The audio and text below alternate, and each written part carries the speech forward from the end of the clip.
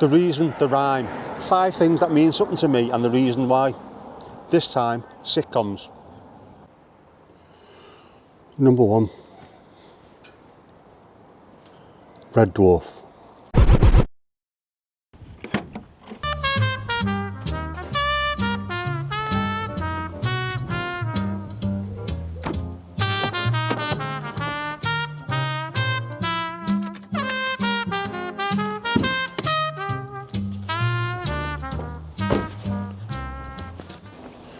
Now, Red Dwarf came out in the late 80s. I was a schoolboy, a teenage schoolboy in Liverpool at the time. So to have a sitcom where the last human alive is a Scouser was something else. I loved it then, I've loved it since. And it's not just the fact that it's a Scouser. Craig Charles used to talk about things like Bootle Municipal Golf Course. I drive past there every time I go to the match. He talked about the Egbert Arms. I have been known to have a pint in the Egbert Arms in the past.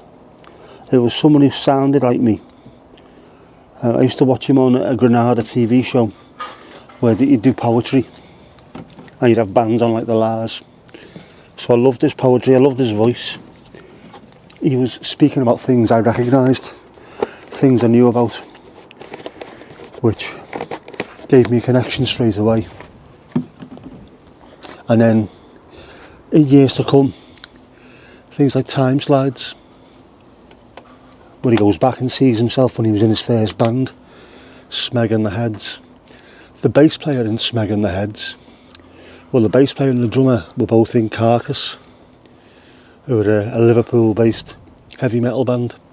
The bass player, Gaza in it, I think he was called, apparently had an office job. Well, Gaza was played by Jeff Walker, and he worked in an office with me in Liverpool. Strange connection, but true.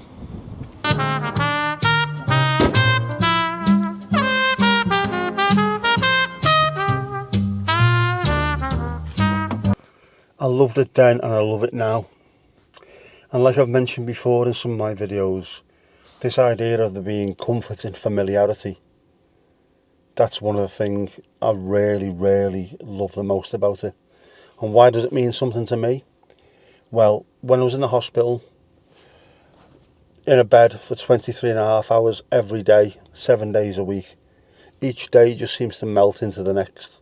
But even then, you can tell when it's a weekend. It's bizarre, but you can. If you come out of a 3-year coma, you could tell if it was on a Sunday that you woke up. I'm telling you now, you could. But it used to be, I think it was the Dave channel that might be on Sky, used to show 3 episodes every Sunday night, Monday morning, from midnight till 1:45 in the morning. And I'd watch those 3 episodes, and it started with episode 1, series 1, and it worked its way through. And those 3 episodes I'd watch before I went to sleep, and that would be enough just to put a little bit of a cap on the previous week and set myself up for the next week. I could relax, I could listen to it, I didn't even have to watch it. I knew what was happening on the screen without even seeing it. Just by listening to it, I knew what was happening. So for me, I used to watch that, and when it come out, I'd continue watching it on Sunday nights, and it's enough just to take away the Sunday blues. Don't need to worry about work on Monday. It's Red Dwarf night. So it means a hell of a lot to me. I still watch it now on a Sunday if I can. For the exact same reason. I'm not in hospital anymore, but I still need that little bit of a comic salve to get me through the week and start the next one. Oh, and by the way, it is not a sci-fi sitcom. To anyone who doesn't like sci-fi. It's a sitcom set in space. It's more like The Odd Couple, or Porridge, Steptoe and Son. Very similar. Steptoe and Son's a good thing, actually. It's this thing about, like, Harold and his dad loved each other but couldn't live with each other and couldn't be apart. And it's similar to what happens in Red Dwarf. The comedy comes from the conflict between Lister and Rimmer, who need each other, but also can't really survive with each other. It's beautiful. All comedy comes from conflict, and they do it brilliantly. Yeah, so Red Dwarf, there you go. That was number one.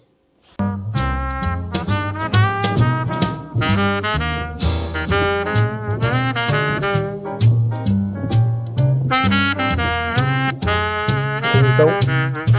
Topped up nicely.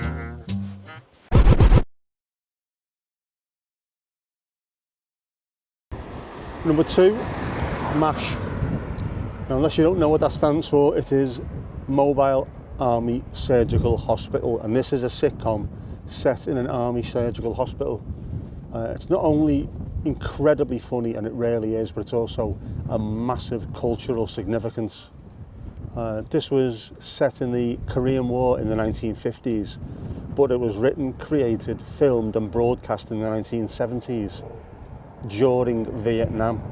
So it ended up being, to begin with, it was a bit of a knockabout, slapsticky kind of comedy, and then it morphed into more and more of a comedy drama and a huge satire in real time against the Vietnam War.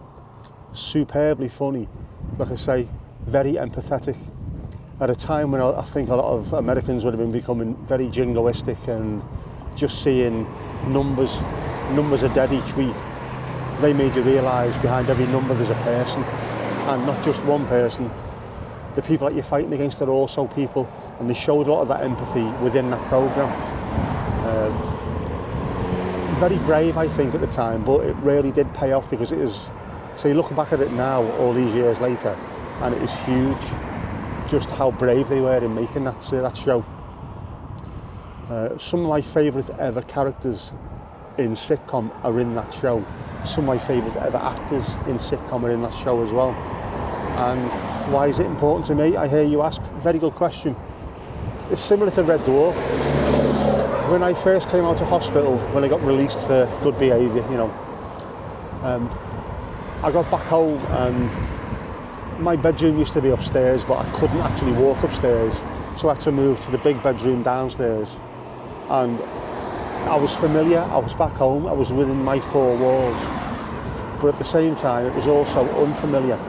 So I wasn't used to sleeping in that room, nor was I used to being back home after 2 months in hospital. You tend to get used to your surroundings, so the first couple of nights were a little bit odd. I felt comfortable and uncomfortable at the same time.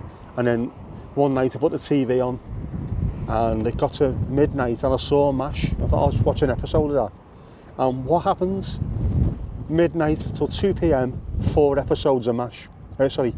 Midnight to 2 a.m, 4 episodes of MASH. Just like Red Dwarf. And that's Monday to Friday. And I decided to watch that, and I watched it for 2 hours, fell asleep in a really comfortable haze. It was brilliant, and I've done that ever since. I've been home now for almost 2 years. Monday to Friday. I think they did 253 episodes, and it goes from 1 to 253 and then back to 1, and I have watched it over and over again, and that's my nighttime routine. Bed, midnight, 4 episodes of MASH, fall asleep. So it's a hugely important thing for me in terms of my recovery and getting used to being back home. So yeah, MASH, number 2. Number 3, Early Doors. Early Doors is a sitcom that was set in Manchester in a pub, and you can tell that the writers have spent a lot of time in pubs because it is ridiculously close to the mark. It was written by Craig Cash and Phil Mealy, who co-wrote The Royal Family with Caroline Aherne, and you can tell it's got a similar kind of vibe to it. It really has.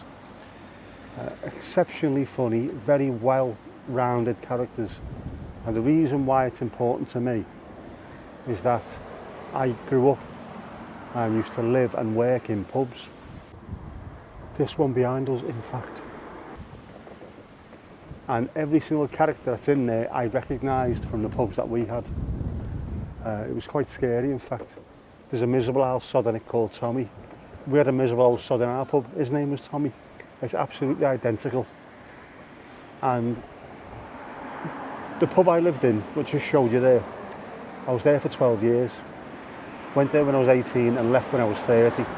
That's not just 12 years, that's a huge chunk of growing up. That's from being a newly crowned adult to being an apprentice owl boy.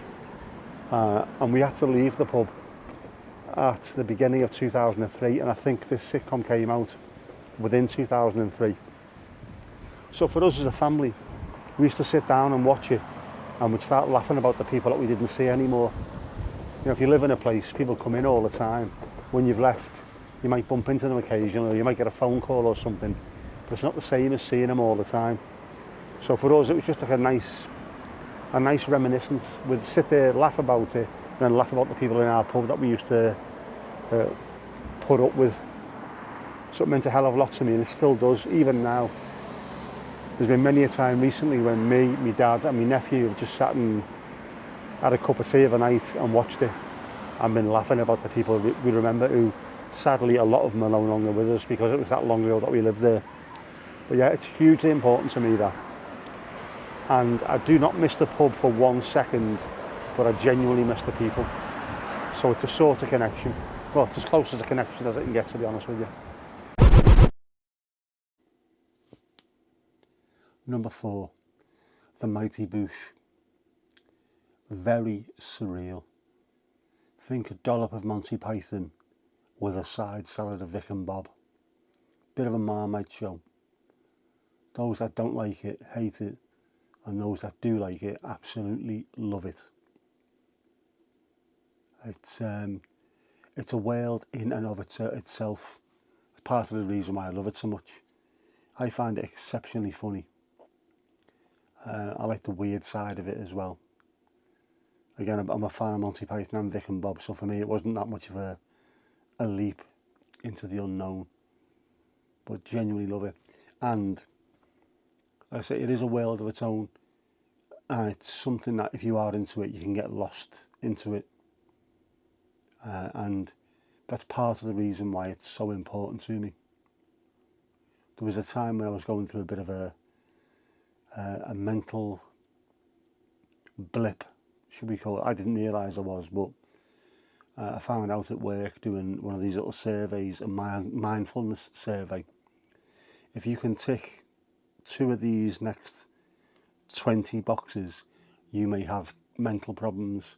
Mine was just tick, tick, tick, tick, tick, tick, tick. But, oops, I might have a little bit of a problem here, so I went and seen the doctor and managed to get to the bottom of 1 or 2 issues that was causing me not to be at 100%. But during that time, I found great release in watching the Mighty Boosh. The ability to completely lose myself in this fantasy world, which I don't think it's a particularly healthy thing to do if you're trying to fight mental health problems. But if you don't realise you have them and it's your one little escape from it, then to me it was comfort again. I keep coming back to the same phrase: comfort in familiarity, comfort in being able to get away from what I thought were just 1 or 2 slight problems. Well, they weren't slight problems, but this kept me going, I think, until I was brave enough to admit I had a problem. So I think maybe it kept me as sane as it possibly could by being as insane as it possibly could be. And the music is fantastic, genuinely. So yeah, number 4, one of my salvations, the Mighty Boosh.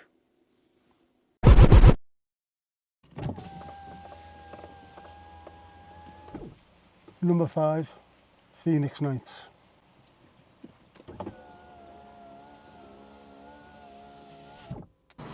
Now, Phoenix Nights was set in a working man's club in the north of England, and being a northerner myself, I can assure you I have been in many a northern working man's club, and it is absolutely 100% true to life.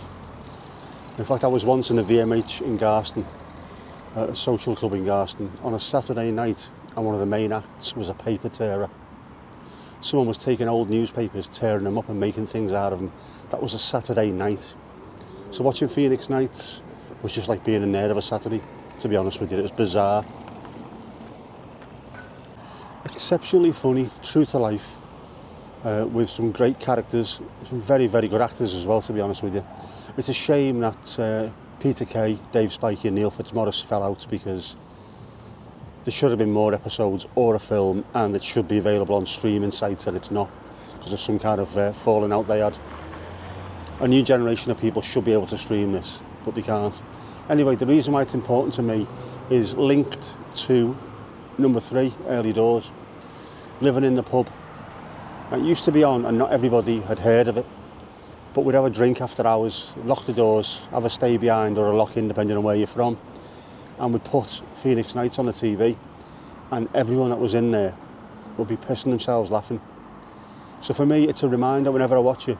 I think back of sitting there with my mum and dad, some of the regulars, some real good mates, again, like I've said before, some who are no longer with us, all just laughing away, feeling happy, feeling chilled, relaxed, comfortable, in a nice place.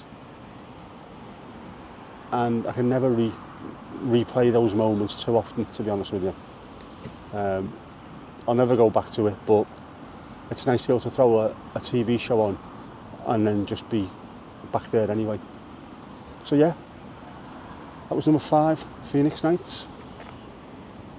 So yeah, that was the 5 sitcoms that mean something to me and the reasons why. Do you have any sitcoms that mean something to you, or even just your favourite, your top 5? Put them in the comments below, and I will see you in the next one.